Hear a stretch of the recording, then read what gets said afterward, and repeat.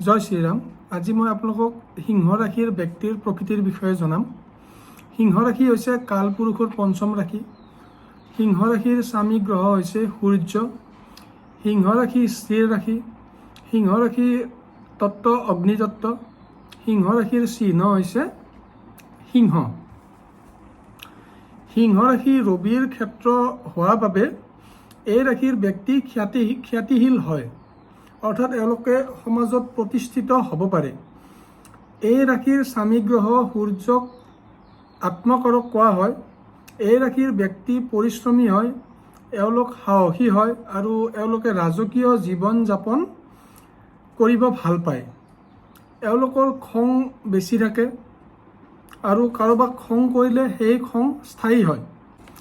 লগতে কাৰোবাক খং কৰিলে এওঁলোকে খুব সোনকালে ক্ষমা কৰি দিব নোৱাৰে। সিংহ ৰাশিৰ ব্যক্তি প্ৰভুত্ব প্ৰিয় হয়, অৰ্থাৎ এওঁলোকে আনৰ ওপৰত প্ৰভুত্ব বিচাৰ কৰিব বিচাৰে বা অন্য লোকক এওঁলোকে শাসন কৰি ভাল পায়।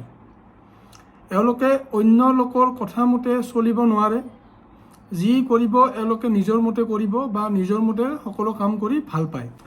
সিংহ ৰাশিৰ ব্যক্তি হাৰ্ডৱৰ্কিং হয়, অৰ্থাৎ এওঁলোকে যথেষ্ট পৰিমাণে পৰিশ্ৰম কৰিব পাৰে।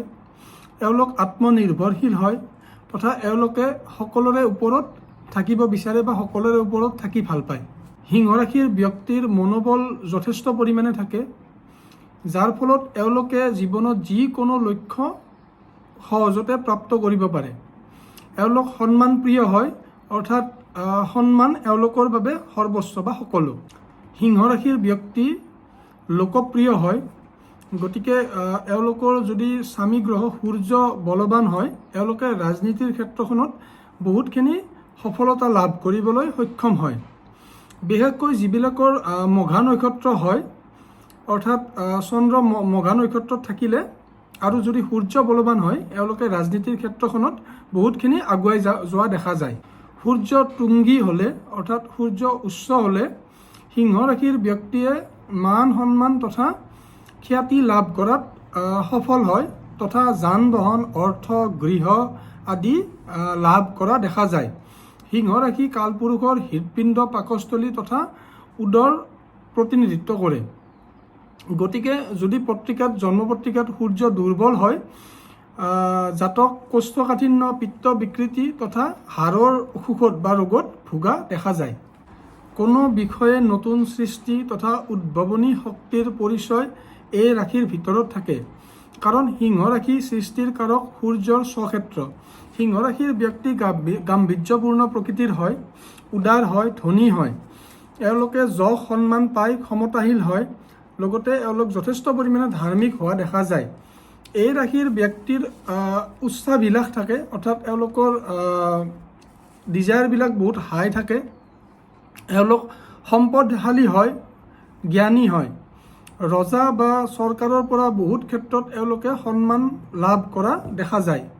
সিংহ ৰাশিৰ ব্যক্তি স্বাধীনচিতীয়া মনৰ হয়, এওঁলোক ন্যায়শীল হয়, অভিমানী হয়, লগতে প্ৰচুৰ আত্মবিশ্বাসী হয়, অৰ্থাৎ এওঁলোকৰ আত্মবিশ্বাসৰ লেভেলটো বহুতখিনি হাই থাকে।